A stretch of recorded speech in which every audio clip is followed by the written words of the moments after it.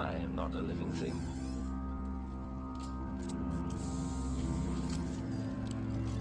Hello there, I'm Darren. And I'm Doogie. And we're both from cosplays, you know what that means?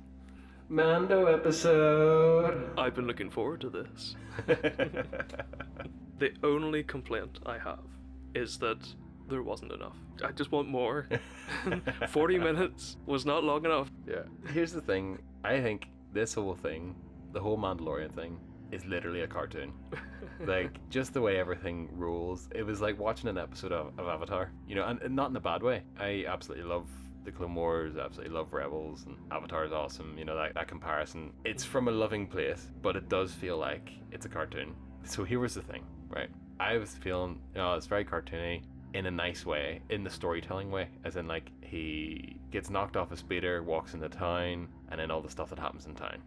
Until the moment whenever the big spider pops out, and I was like, okay, crap myself. Did you wear your brown pants? I wore my brown pants.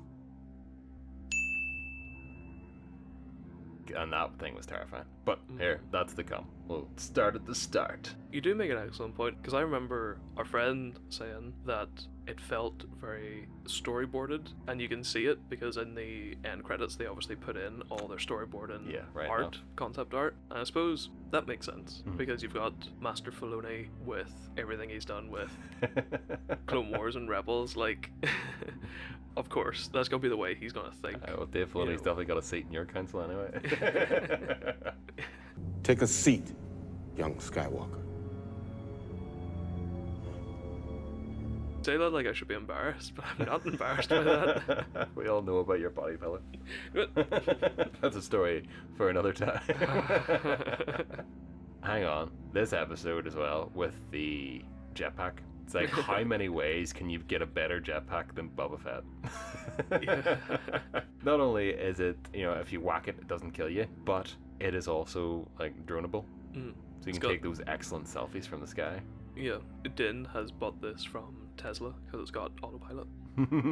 I was fully expecting the Mandalorian to shoot them and just walk over and take their jetpack back, and I was pleasantly surprised whenever he just went beep and it took off. That was hilarious.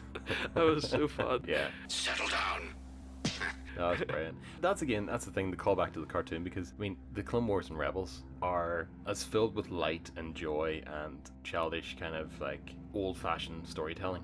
Slapstick kind of comedy. Yeah, all that stuff. Yeah. There's also a real hint of darkness in all those cartoons, which kind of balances it all out.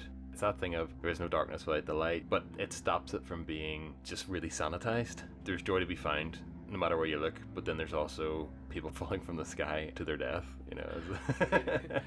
Yeah, but even then, when they fell and whenever they landed, we laughed. Yeah, you know, because it's, as you were saying, it's kind of in that cartoon logic of like, oh, they fell to their death, ha ha ha ha, because they made a funny noise when they landed. Yeah. You know, whereas it's like, yeah, oh wow, that person died. You know, but it's a particular kind of skill to make that comedy. Right. But I always loved that, even in Rebels and like cartoon shows, because there were parts where stormtroopers were killed and it was like, oh, that's a horrible death. So yeah, I know what you mean. It's this weird like light and darkness mixed in, and I think that makes it feel so like real. Yeah, it's what Netflix have always been trying to do, as in like make a live action adaptation of a cartoon, you know, and like epically feeling every time they do it. Apart from William Dafoe's performance in Death Note, unbelievable. He just acts his heart out no matter what he's doing. So good. But anyway, so the cantina, we're now back home. It's one of them things of, you're like, okay, how do we always end up back here? But it's the cantina. Where else are you gonna go? Exactly. You know, if there's somewhere established, why would you not go there? You know, it's going somewhere else for the sake of it. I think in the particular context it makes sense because Mos Eisley is a small town in the middle of a desert planet. There's not that many options to start with. Yeah. So if you find a good cantina, it's probably going to be the only good cantina in the entire town.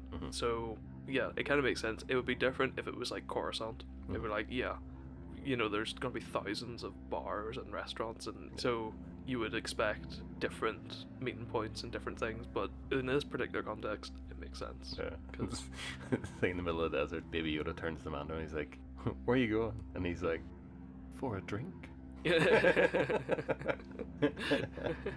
But yeah, walking into the cantina, that brings us to our first kind of on-screen nod to Killix, or indeed Nohans.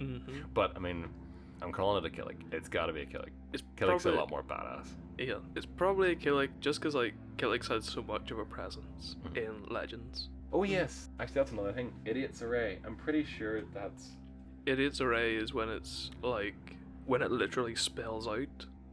Yeah, because in Sabak, you have to get like plus or minus 23. It's kind of like blackjack in that sense. Except obviously there's negative. But the Idiot's Array is like a special winning case because you have the Idiot, which is worth 0, and then a 2 and a 3. So you're literally spelling out 23, and that's why you win if you get the Idiot's Array. Like, it's such a such a niche reference, but I know it because like it comes up in the books every so often because it's Sabak, you know. It's like it's everywhere. I remember reading about that and it was just hilarious. It's called the Idiot's Array because you're an idiot spelling out 23 as, you know. Yeah, and like that space junker, Pilimoto, Motto, Pilimoto. Yeah, just I love like how they've kind of developed her character just to be like a little bit of the lighthearted humor, but also kind of like it's a wee bit of a matriarchal figure-ish, as in she's a nice bit of guidance. It's that kind of like, you think of the Mando as like a young dad, and Pele as being like that kind of, the mom is like, don't be an idiot, you know.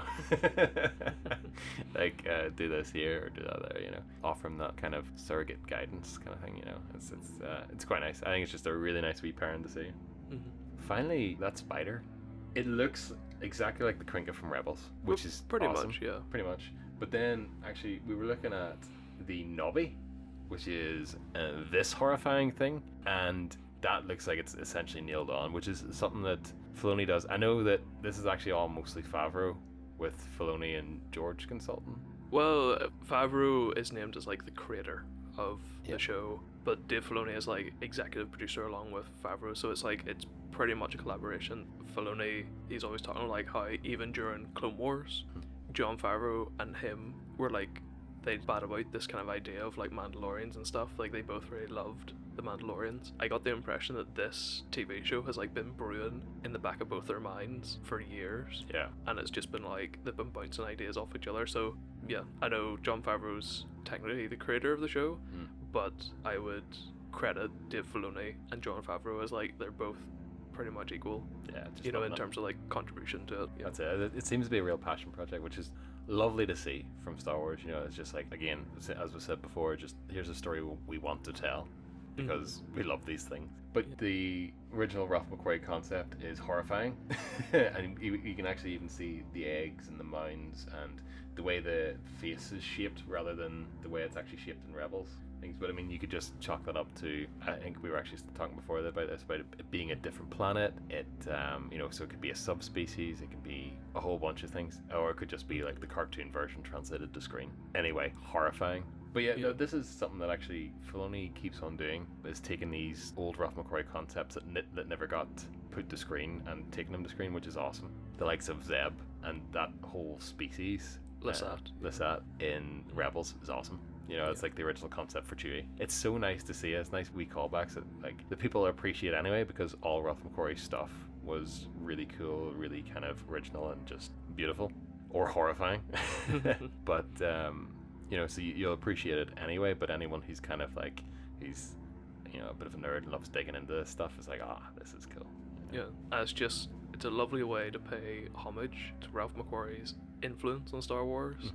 To continue to use his concept art for inspiration and just show like this man had fantastic vision and ideas, and you know, it can still inspire fantastic things after so many decades. Yeah, no, definitely. Maybe coming to the final point, the New Republic. It was actually a really cool thing that happened. So whenever they find him, they essentially have a chat with him. They rescue him, then they have a chat with him, and then they kind of go like, you have to bear in mind these guys are 5 years out of war, and since the war ended they've been continually probably at war, so they're going to appreciate anyone who's on their side. And again, Pedro Pascal, greatest actor with a bucket in his head, but like literally looks taken back by, oh, here, hang on, these guys are really fair, you know, and the New Republic guys rescue him and then leave, you know, just to say, like, appreciate what you did for us, kind of thing. Mm-hmm. As I said at the start, I feel like when the episode ended, I just wanted more. Yeah. And I think that's partly because when you actually think about it, not a whole lot happened in the episode. Oh yeah, definitely. And he didn't even reach his destination. Yeah, exactly. He didn't even get to the end. Yeah. You know, they're not even there yet, but it was still just so engaging. Oh yeah, definitely. And that was the thing. It definitely had a clear message. I think for me, anyway, it culminated in there is an alternative to the Empire, and it is hopeful. And it's refreshing to see that. You know, it's refreshing to see actually here, hang on. The New Republic could be a good alternative. I mean, if you look at the contrast between what the Empire was the whole last season and what, like, this one episode with the New Republic, it's just completely different. It's maybe alluding to maybe stuff that might happen. Who knows? You saying that has just reminded me, the end of season 1 ended with like a big group of stormtroopers, a TIE fighter, and the general. That's the Empire. That's what the Empire does. They come in and it's like, we want this thing. You give us this thing or you die. You know, that's their entire strategy. That's their entire mentality. And yeah, as you said, just such a contrast between what the Empire is and stands for and what the New Republic is trying to be. So that's about all we have for this episode. Feel free to like, share, and subscribe, and I'll see you all next week. Bye. Bye.